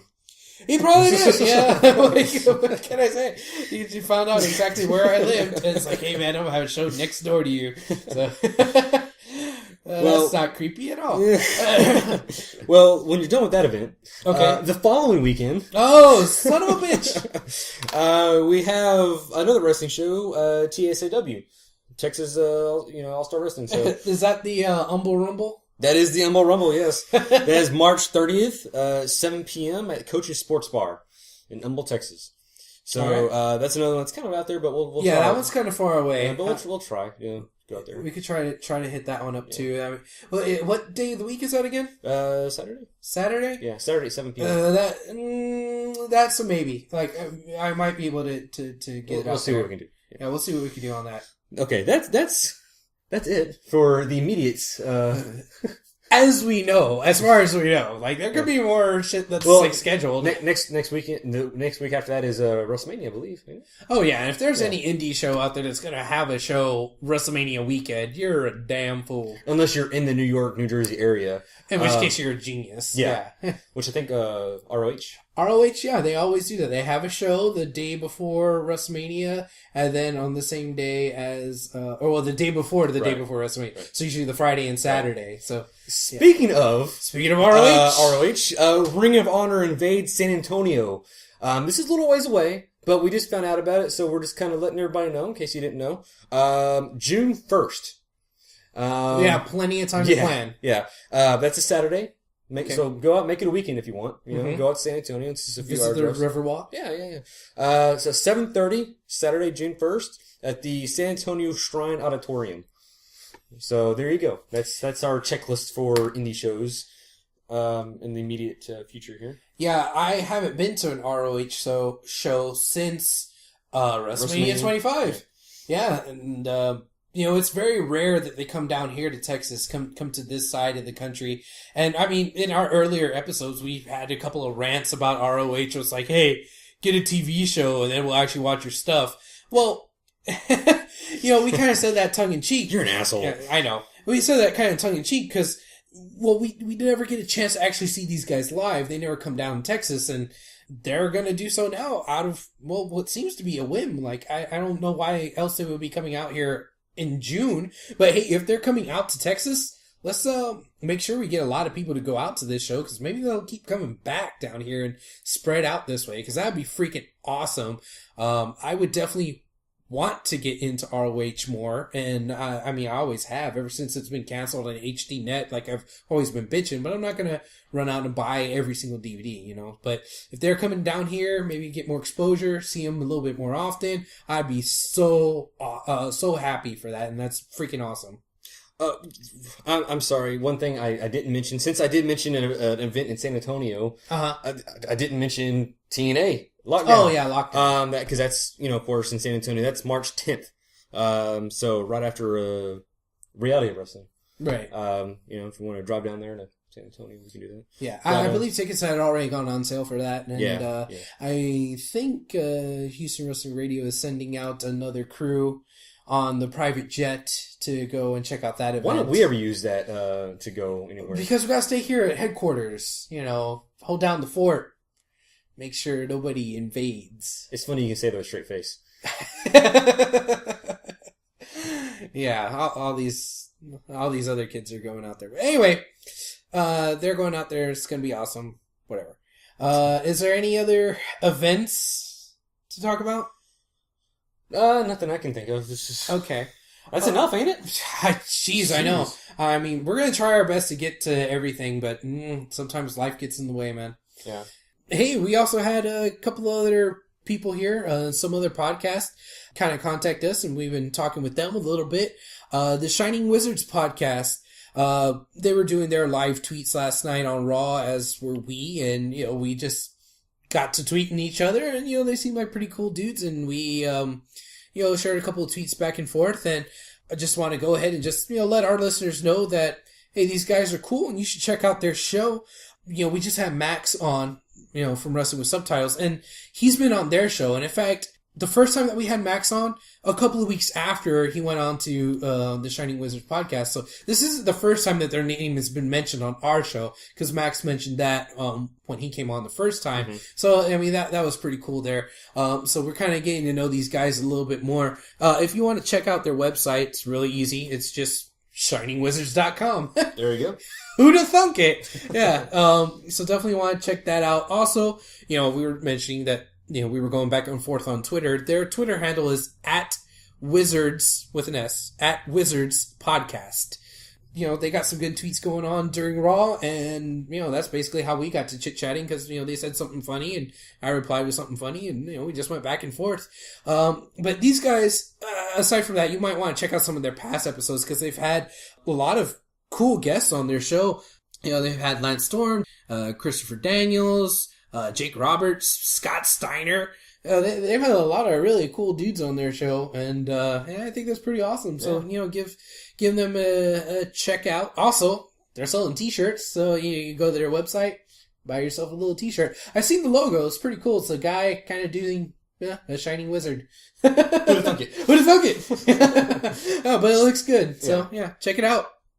All right. So that's that. Of course, we always do this for, Wrestling with Subtitles, but, and we just did an interview with them, but, check out their Twitter. Their Twitter handle is @WrestleSubtitle. No, singular, no plurality there, no S. So, Russell Subtitle. No plurality? It wasn't plural. How would you pluralize plural? No plurals? You're going to make yourself cross-eyed. Don't worry about it. Just keep going. Keep going. Okay. So, check them out. Of course, awesome. Plurality.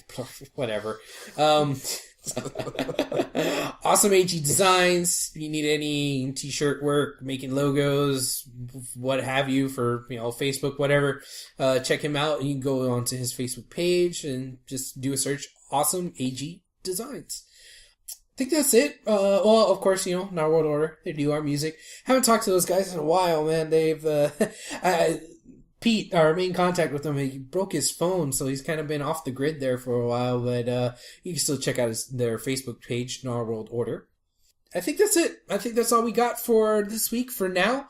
Thanks for listening, guys. Next week, we're going to have Kid Ransom, so tune in for that. Thanks for listening. Adios. Keep it classy, my friends.